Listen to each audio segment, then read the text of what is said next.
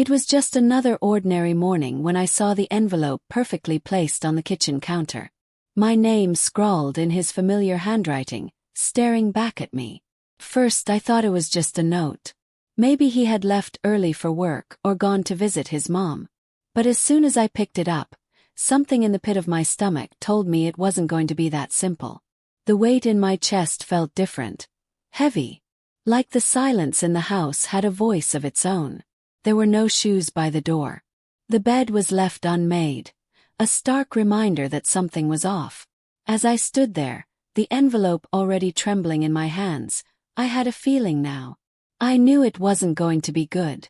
It had a strange final weight to it, like the moment right before a storm hits when the world is still, but everything feels wrong.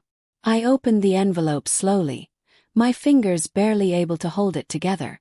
Inside there were only 2 words at the top of the page. Words that stole my breath away. Goodbye, Emmer. The rest of the letter unfolded like a confession, but not his, mine.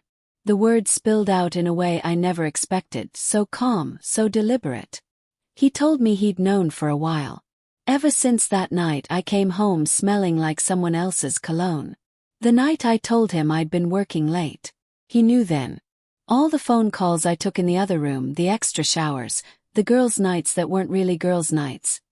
He had seen through all of it. What broke me the most wasn't that he caught on. It was that he didn't confront me right away. He waited, giving me a chance to come clean, hoping I'd admit the truth. He said he watched me slowly become someone he didn't recognize, someone he couldn't reach. Each day, it chipped away at him until he was hollowed out, left with nothing to hold on to.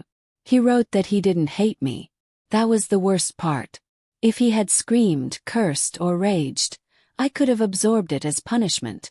But his words were steady, calm, wounded, yet composed. He told me he loved me enough to let me go because staying would destroy us both. And in that moment, I realized I had already destroyed everything. I sank to the floor, the letter shaking in my hands as my body gave way to a torrent of tears. Not just guilt, but the stark realization of what I had done. The selfishness. The blindness to what was right in front of me. I had traded something real, something steady and reliable, for something fleeting and meaningless. The man I betrayed wasn't just someone I lived with.